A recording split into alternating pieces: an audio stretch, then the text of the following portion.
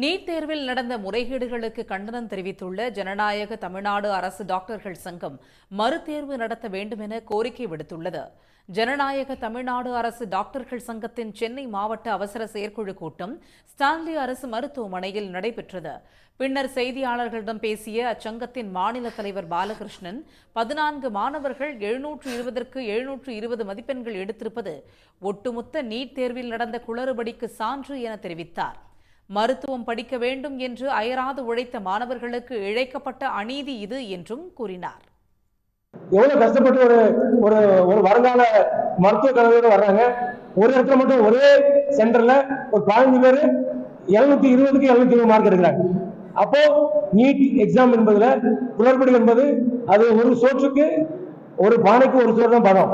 ஆக ஒரு 12 பேர் 720 மார்க் எடுத்தாலும் இது நீட்டில் நடத்தப்பட்ட ஒரு மிகப்பெரிய குளறுபடி.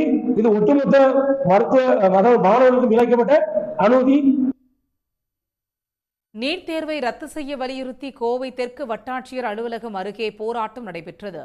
இதில் பெரியாரிய, மார்க்சிய, திராவிட அமைப்புகளைச் சேர்ந்தவர்கள் கலந்து கொண்டனர். அப்போது நீட் வினாத்தாள் விற்பனை செய்யப்பட்டதாக அவர்கள் குற்றம் சாட்டினர்.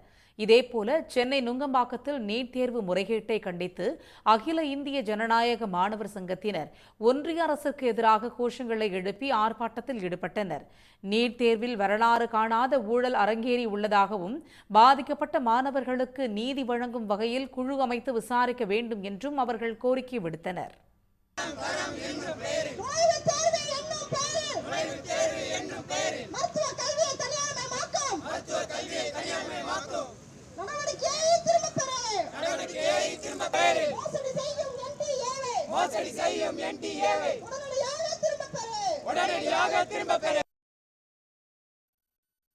நீட் தேர்வு என்பது ரத்து செய்யப்பட வேண்டிய ஒன்று என தூத்துக்குடி தொகுதி எம்பி கனிமொழி தெரிவித்துள்ளார். தூத்துக்குடியில் நீட் தேர்வு எழுதிய மாணவ மாணவிகளுக்கு மாறுபட்ட வினாத்தாள் வழங்கப்பட்டதாக எழுந்த புகாரில் உரிய நீதி கிடைக்க வழிவகை செய்யப்படும் எனவும் அவர் உறுதியளித்தார். ஆனால் பொதுவாகவே நீட் தேர்வுகள் ரத்து செய்யப்பட வேண்டும் என்பதுதான் திராவிட முன்னேற்ற கழகத்தின் கொள்கையாக இருக்கு. ஒவ்வொரு பிரச்சனையும் தனித்தனியாக நம்ம எடுத்துட்டு சரி செய்வதை விட முற்றிலுமாக நீட் தேர்வுகள் நிறுத்தப்பட வேண்டும் அப்படிங்கிறது தான் நம்மளுடைய கொள்கை.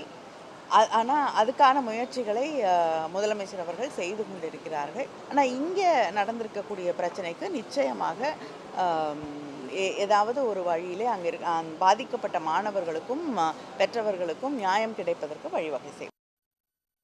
நீட் தேர்வு குளறுபடி விவகாரம் தேசிய அளவில் பேசுபொருளாகி பரபரப்பை கிளப்பியுள்ள நிலையில் நீட் தேர்விற்கு எதிராக மேலும் ஒரு வழக்கு உச்சநீதிமன்றத்தில் தொடரப்பட்டுள்ளது. அந்த மனுவில் நீட் தேர்வில் 1500 பேருக்கு கருணை மதிப்பெண் வழங்கியதில் முறைகேடு நடந்திருப்பதாகவும் இதனால் தேர்வை ரத்து செய்து மறுதேர்வு நடத்த வேண்டும் என்றும் தெரிவிக்கப்பட்டுள்ளது. உடனுக்குடன் செய்திகளை தெரிந்து கொள்ள சன் நியூஸ் பெல் ஐகானை கிளிக் பண்ணுங்க.